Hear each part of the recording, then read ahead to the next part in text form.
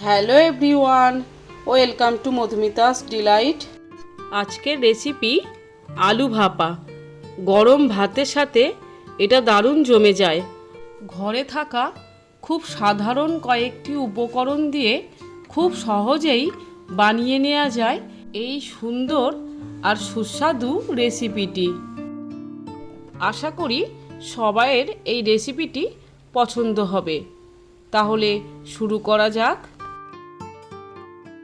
প্রথমে আলু ভাপার মশলাটা বানিয়ে নেব। একটা মিক্সিং জারে 1 চামচ কালো সর্ষে, 1 চামচ হলুদ সর্ষে, 1.5 চামচ মতো পোস্ত দিলাম, অল্প নুন দিলাম 1/4 চামচ মতো, 1/3 চামচ মতো হলুদের গুঁড়ো দিলাম, আর 1/4 চামচ মতো শুকনো লঙ্কার গুঁড়ো দিলাম, সামান্য জল দিলাম। মিক্সিতে একটা ফাইন পেস্ট বানিয়ে নেব। আপনারা চাইলে এটা শিলেও বেটে নিতে পারেন।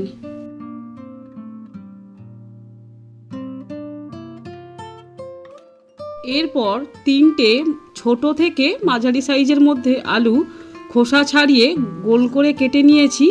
খুব পাতলাও নয় আবার খুব মোটাও নয়, থিকনেসটা দেখে নিন। ঠিক এমনভাবে আপনারা লম্বা আর সরু করেও কেটে নিতে পারেন। আলুগুলো জলে ধুয়ে পরিষ্কারও করে নিয়েছি। অল্প নুন আর হলুদ দিয়ে আলুগুলো মিশিয়ে নেব।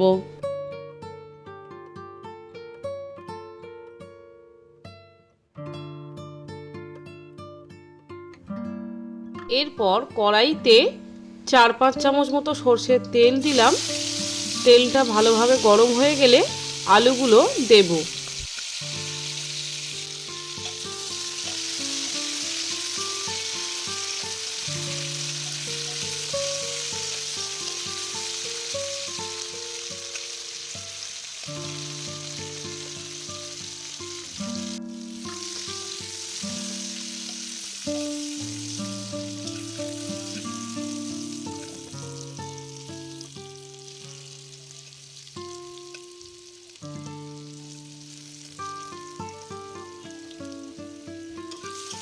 আলু অর্ধেক ভাজা করে নিয়ে তুলে নেব।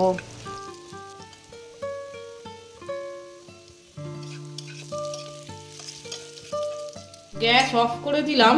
আলু ভাজা হয়ে গেছে। নামিয়ে একটা টিফিন কৌটোর মধ্যে নিয়েছি। তারপর মিক্সিতে বেটে রাখা মশলার পেস্টটা দেব। মিক্সির জারটা ধুয়ে 1 কাপ মতো জল দেব। চামচ দিয়ে ভালো করে মিশিয়ে দেব।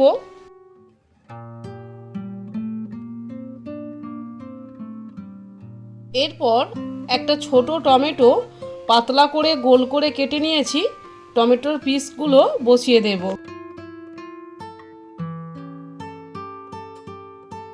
দুটো চেরা পাকা লঙ্কা দিলাম। 1 চামচ সর্ষের তেল দিলাম। 1 চিমটে নুন টমেটোর উপর ছড়িয়ে দিলাম। সবার উপরে মাঝখানে একটা কাঁচা লঙ্কা দিলাম সবুজ রঙের। তারপর টিফিন কৌটোটা ভালো করে ঢাকনা বন্ধ করে দেব যাতে খুলে না যায়। এবার কড়াইতে জল গরম বসিয়েছি। টিফিন কৌটো কড়াইয়ের মাঝখানে বসিয়ে দেব।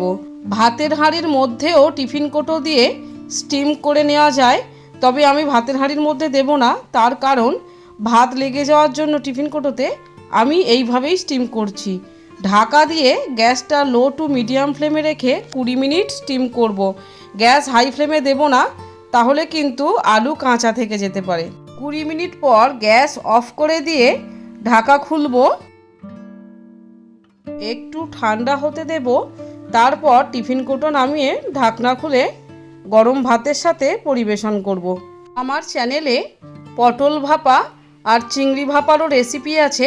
আমি ডেসক্রিপশন বক্সে লিংক দিয়ে রাখবো, দেখার অনুরোধ রইল।